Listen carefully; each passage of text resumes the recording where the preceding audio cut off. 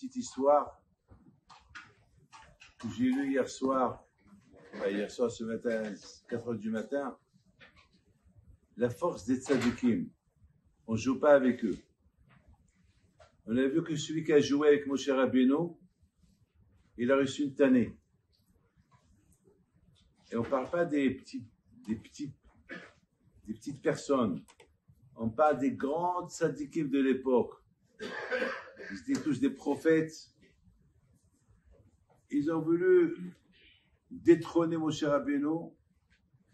Et à la fin, ils ont été tous punis. Je connais un rabbin qui a voulu faire un peu le mal avec Rabbi Odia Youssef. Et Rabbi Odia Youssef lui a dit, ne joue pas avec moi.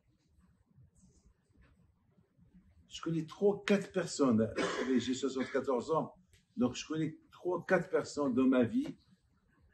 Un, il a eu la maladie, il est mort. Un autre, paralysé. Un autre, il a eu un stroke, un AVC dans la tête. L'autre aussi, il est mort. Il ne les a pas insultés. On ne touche pas au tzadikim. Ce matin, j'ai lu un des élèves de Hafetz Haïm.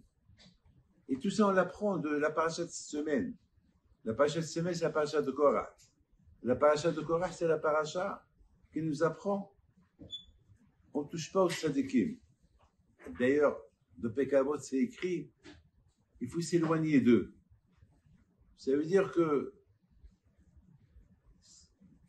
ne crée pas un problème avec eux. Parce que le Kouah de la Torah est avec eux, et le Kouah de la Torah, c'est du feu.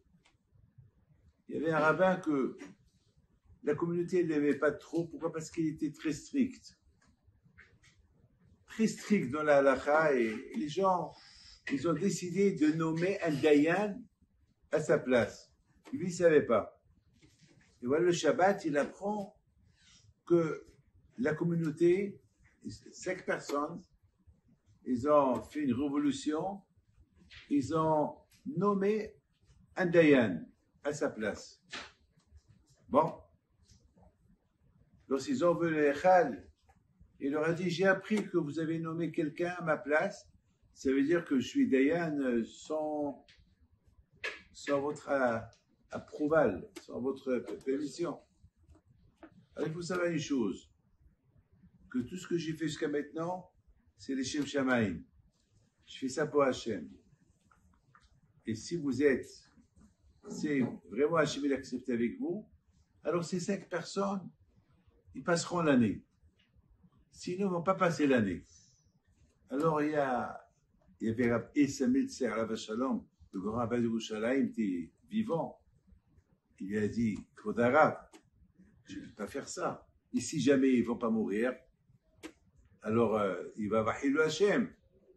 Ils vont dire, ah, voilà, ce rabbin, il a voulu faire peur, et personne n'est mort. Alors, il s'est levé, il a dit, alors, pas un an, dans 5 mois. La folie. Et 5 mois plus tard, ils sont partis. Alors, vous dites, exactement ça, c'est Korah. Korah, Moshe Rabbeinu lui a donné, c'est écrit, demain vous allez le lire, Moshe Rabbeinu leur a donné des chances. Allez, Mahar. Allez, Moshe Rabbeinu a cru, d'ici demain, ils vont faire tchouva. Mais ils ont maintenu leur guerre contre Moshe Rabbeinu.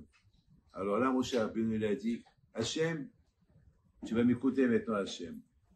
Cela, c'est des Amalekim. Vous vous rendez compte, mes amis, que Moshe Rabbeinu compare Korah à Amalek. Et si vous avez entendu ça dans votre vie, on compare Korah à Amalek. Ben, j'ai réfléchi hier que oui. Amalek, il a semé le doute. Il a semé le doute. Là, lorsqu'on a un doute sur Akadosh Baruch Hu, sur la Torah, c'est fini. Les monnaies s'en vont. Et c'est ce qu'il a fait Korah. Il a semé le doute sur Moshe Rabbeinu. Semer le doute sur Moshe Rabbeinu, si ça veut dire semer le doute sur la Torah entière. C'est-à-dire que même la Torah n'est pas émette. Alors, il a dit à Akadosh Baruch Hu, Ha'anashim ha'hata'im halalu. Ces gens-là, ça y est. Alors que Moshe Rabbeinu, ça dit que jamais il a insulté quelqu'un, Moshe Rabbeinu. C'est la première fois qu'il insulte. C'est la première fois. Moshe Rabbeinu, il a donné sa vie pour les autres. Il a dit, Hachem, efface-moi de la terre pour eux. Et là, Moshe Rabbeinu, non seulement qu'il est calme, mais là, il s'énerve et il insulte. Parce que quelqu'un qui sème le doute, quelqu'un qui va semer le doute sur la Torah, il n'a pas de raison pour vivre. Pourquoi? Parce que toute la Torah, c'est la Emouna. Et s'il reste, il n'y a pas la Emouna, c'est fini. C'est fini. C'est la raison pourquoi Rabotai, on a vu que Moshe Rabbeinu, même qui était tzaddik, même qui était anav, même qui était effacé, tout ce qui concerne à lui, il se tait. Mais lorsque ça concerne Am Israël, lorsque ça concerne l'Emouna en Akadosh Baruch Hu, là Moshe Rabbeinu ne se tait pas. Hier soir, j'ai fait le cours à la mémoire des 25 soldats, malheureusement, qui sont morts de Ra'anana. Il y avait un parmi eux qui était athée.